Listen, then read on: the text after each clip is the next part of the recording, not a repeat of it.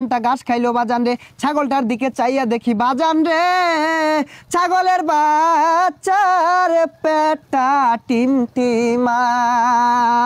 আরে কথা কোন ঠিক কিনা? হেই মিয়া কি ঠিক? এটা কোন ওয়াজ হইলো? আইরা করে ওয়াজ করুন আর বালা বালা বক্তা দুর্নাম করুন, এর লেগে তো অনেক মাহফিলে লোক হয় না। ওরে দর্শক ভাইয়েরা, আমি একটা জিগির ধরবো বাজান রে, আমার সাথে সাথে আপনারাও জিগিরটা ধরবেন। দেশে আইলো আইডল বক্তা, আঙ্গর যত মাথা ব্যথা। দেশে আইলো আইডল বক্তা, আঙ্গর যত মাথা ব্যথা। তার মাহফিলে 20 লাখ মানুষ, আঙ্গর মাহফিলে নাইকা।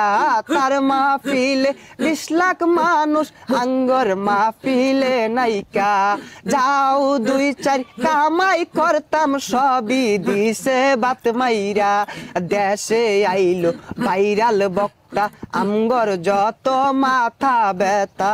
আরে কথা কোন ঠিক কিনা?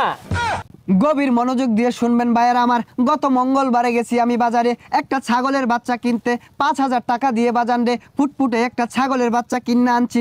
বাড়িতে আইনা দেখি রাখার মতো কোনো জায়গা নাই। সারা রাত ছাগলের বাচ্চাটা আমার সাথে থাকছে, সারা রাতি ম্যামে করছে। সকালে উইটা আমি ভাবলাম ছাগলের বাচ্চাটারে তো কিছু খাওয়ানি দরকার। তারপরে মাঠে নিয়ে গেলাম, টানা 3 ঘন্টা ঘাস খাইলো বাজান রে। ছাগলটার দিকে চাইয়া দেখি বাজান রে, ছাগলের বাচ্চার পেটটা টিমটিমা।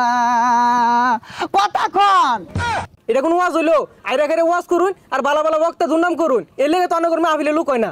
হেই মিয়া কি এর লোক হয় না? গইনা দেহ আমার ওয়াজ মাহফিলটাত 4 লক্ষ লোক আছে। 1 2 3 4 4 লক্ষ নাই, কিন্তু 4 জন আছে। ওইসে আর বন্ডামি হলাম না।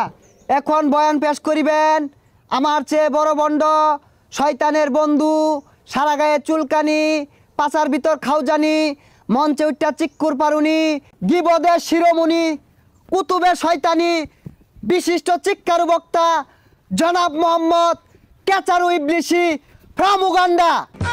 ও শয়তানু ফাইজলামু খাওজানু সিক্কারু বাজান রে, এতক্ষণে হয়তো বা আমার পরিচয়টা জেনে গেছেন। I am come from to কেকাতলা।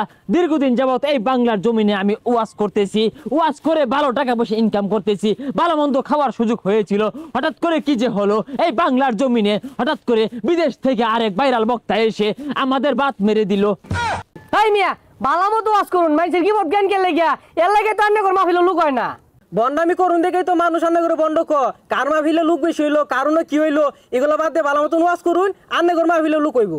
এই জান্নাত তুমি চুপ করো। তুমি কি জানো, যতদিন পর্যন্ত ওই বক্তারে আবারও বাংলাদেশ থেকে বিতাড়িত না করুন যাইতাছে, তার ওয়াজ মাহফিলগুলো নষ্ট না করুন যাইতাছে, এই বাংলাদেশ থেকে বিতাড়িত না করতে পারলে এই বাংলার জমিনে আমগর মতো বন্ড, সুকুলখুর, শয়তান, বেচারিত্রা, দুশ্চরিত্রা বক্তার বাদ নাই নাই নাই নাই। আরে কথা কোন ঠিক কিনা?